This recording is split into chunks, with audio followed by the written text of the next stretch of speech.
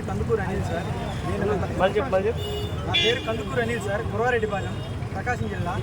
నేను గత 15 సంవత్సరాల నుంచి ఖోఖో క్రీడలో నైపుణ్యం పొంది 11 నేషనల్స్ ఆడాను సార్.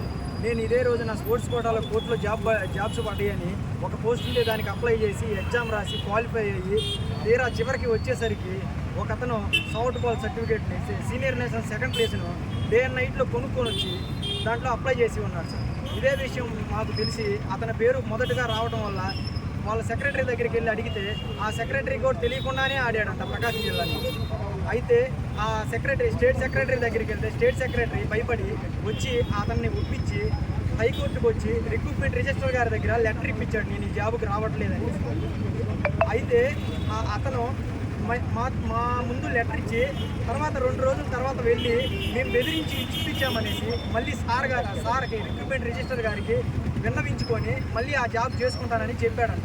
ఈ విషయం మాకు తెలియకుండా మేము ఇన్ని రోజుల నుంచి మెదలకుండా ఉండేసరికి చివరికి అతని పేరు లిస్టులో వచ్చేసరికి ఇప్పుడు అదే సెక్రటరీ మళ్ళీ కేసు పెడదామనేది 3 డేస్ ప్రకాశం జిల్లాలో ఉండి అతన్ని బతిమలాడుకుంటే అతని మాట లెక్క చేయకుండా నేను జాయిన్ అయ్యేది మీరేం చేసుకుంటారో చేసుకోండి అనేసి చెప్పడంతో స్టేట్ సెక్రటరీ మరలా తిరిగి వెనక్కి వెళ్ళిపోయారు.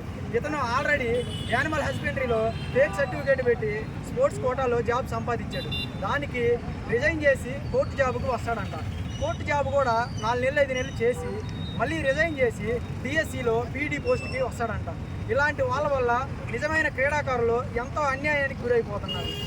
క్రీడా పట్ల అందరికీ ఆసక్తి కలగటం లేదు. దీనిని మా దృష్టికి రావడం వల్ల వీటిని ప్రతి ఆధారాలు సేకరించి హైకోర్టుకు వెళ్ళి రిక్రూట్మెంట్ రిజిస్టర్ గారికి ఇవ్వడం జరిగింది, జిల్లా కోర్టులో ఏఓ మేడం గారికి ఇవ్వడం జరిగింది, శాప్ డైరెక్టర్కి ఇవ్వడం జరిగింది. ఇంతమంది చేసిన అతను ఈరోజు సర్టిఫికేట్ వెరిఫికేషన్కి ధైర్యంగా జిల్లా కోర్టుకి రావడం జరిగింది. అతను చెప్పడం నేను వెరిఫికేషన్ అయిపోయింది, నాకు జాయినింగ్ లెటర్ స్పోర్ట్స్ పోస్ట్లో వస్తుంది అని చెప్తున్నాడు. దీనివల్ల నిజమైన క్రీడాకారుడు ఎంత సఫర్ అయిపోతున్నాడు. గత 2-3 నెలల నుంచి నేను ఈ పని మీద తిరుగుతున్నా, ఎవరు పట్టించుకోవడం లేదు. నేను